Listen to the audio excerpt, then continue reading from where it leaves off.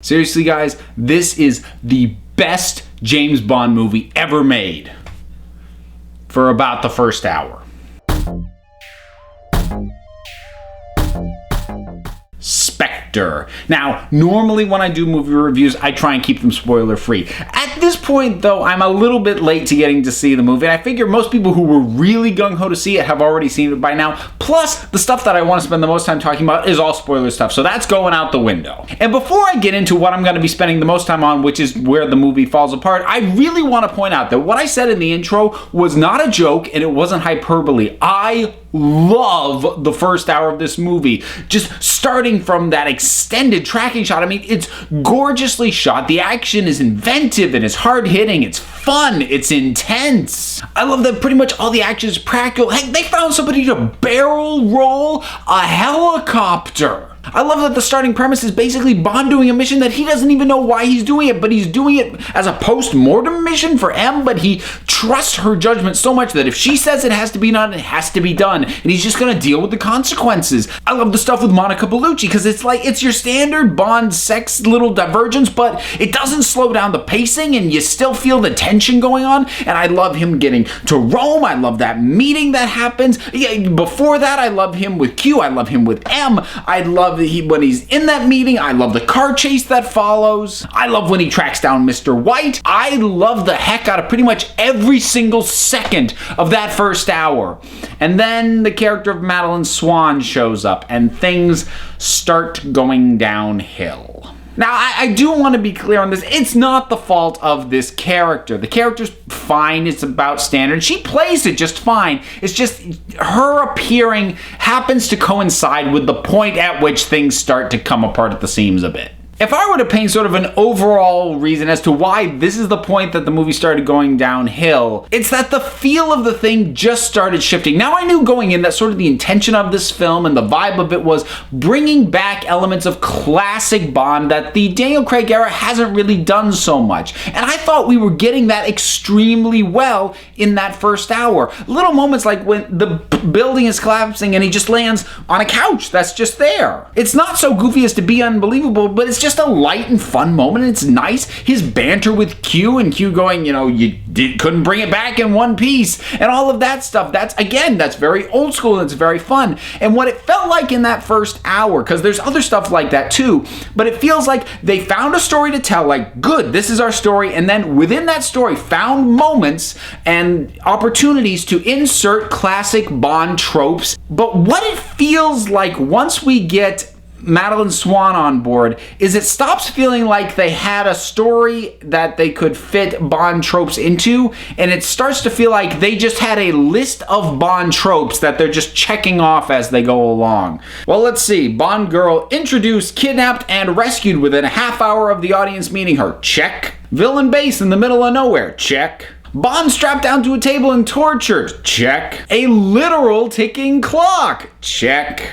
And we're just connecting the dots from one Bond trope to another. And I know that there are people out there, because I've seen this reaction already, going, look, these are classic Bond things. Why are you questioning them? This is just what Bond is. But the problem is, you just spent the last 3 movies showing us that this is not what Bond is anymore. Now, I'm not saying you can't reintroduce these kinds of aspects, but because you have spent the last 3 movies basically distancing yourself and being more realistic and grounded about it, if you're gonna introduce these new elements, you have to justify them. You can't just throw them in because that's just what Bond does, the way that you could in the classic era. Because back then, that is just what Bond was, but that's not the case now. And even when I think back to the Bond era, there was usually at least a lip service to explain why these things were in there, even though the real answer was because it's a Bond trope. Like Blofeld's base in the middle of nowhere in that crater. I don't know why it's there. I mean, it's not a lab where he's dealing with some materials that he has to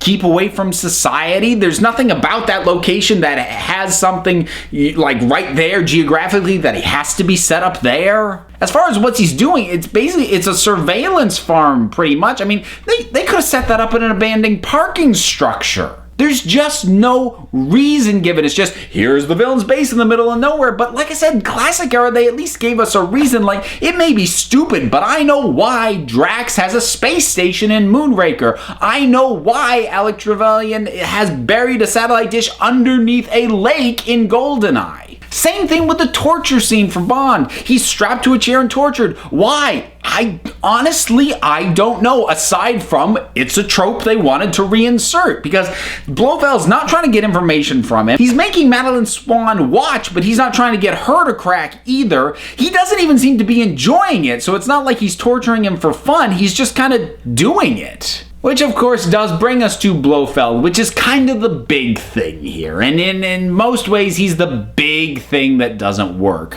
Because first of all, we have to talk about the fact that it's like a twist or a reveal that this is even Blofeld in the first place, which was just really stupid. I honestly did not believe this guy was going to turn out to be Blofeld. Not because I didn't see the indicators that we all saw, but because they were saying this is not Blofeld, and I actually thought they can't be so stupid as to try and pull that trick off, because what's the immediate comparison you think of? You think of the reveal of Khan in Star Trek Into Darkness. Now, just to be clear, me personally, I didn't have the big problem with the Khan reveal that I know a lot of people did, although I understand why people were upset by that. I kind of rolled with it, but it becomes that sort of fool me once, shame on me, fool me twice, shame on you thing. So the fact that this movie, only a few years after Star Trek Into Darkness do it, and arguably that movie didn't even get away with it that well, you're gonna do it again? That just shows contempt for the audience. Because we were all going, come on, Christoph Waltz, he's Blofeld, isn't he? And they were like, no, he's not Blofeld. Nope, definitely not Blofeld. But come on, you brought back Spectre. If you're bringing back Spectre, why wouldn't you bring back Blofeld? He just admit to us that he's Blofeld. Nope, he's not Blofeld. Nope. And then you get to the movie, it's like, and he's Blofeld. Ha, we got you. No, you didn't get us. You lied to us, and we didn't even believe you. It's like that gag from Family Guy where Chris goes up to Meg and goes, hey, Meg, guess what I'm thinking? It's not Kitty. I don't know, Chris, what are you thinking? It was Kitty, ha ha ha ha. That's what it feels like the movie is doing. And frankly, it's insulting. And the fact that we are in a rebooted continuity, him revealing himself to be Blofeld has no meaning. I mean, just have him show up and be Blofeld. That's not a twist unless you are a fan of old Bond. And all the fans of old Bond already called that. So if they just had him Blofeld from the get-go, that would have helped. It wouldn't have fixed the whole problem, though, because we got the second part of why Blofeld doesn't work, which is this reveal that he's James Bond's brother, kinda, sorta. Foster brother, stepbrother, whatever. How is that relevant? How does that give us anything? Because we're shown nothing about their relationship, about their history, about their past. We have no idea what their life together was like. I mean, there's a tiny bit of a hint from Blofeld that he resented Bond for coming into his life, but we don't know if that was evident to Bond when they were kids. Were they friends when they were kids? Were they at least cordial? Does Bond feel betrayed by the fact that this guy was kind of his brother? He doesn't seem to feel betrayed. Actually, he doesn't seem surprised at all. So what about their relationship when they were younger makes him not surprised by this? I don't know the answers to any of that because the movie doesn't show us. The only thing that I can think of as to why they might have done this might have been to try and offset the fact that the stakes overall are a bit weak, because Spectre's big plan is just basically to consolidate the world's major surveillance and then take control of that. Now, while I'll grant that is a bad thing, and I understand why that's something we don't want to have happen, that's pretty low stakes in James Bond's world. And you know, no one's going to die as an immediate result of this. Nothing's blowing up, there's no death laser, it's just they can watch everything. Okay, that's bad, I guess. So I feel like they tried to pull off what GoldenEye pulled off, because GoldenEye also had lower stakes, because in that one, Trevelyan was going to electronically steal money and then basically use EMP to shut down all the electronics in London, which again, a bad thing. There probably would have been a couple of immediate deaths from that, but ultimately it's just a blackout and London could have recovered from that. But the way they offset the low stakes was by raising the personal stakes because of the history between Trevelyan and Bond. But in that movie, they showed us that history and they showed us the sense of betrayal that Bond had towards him.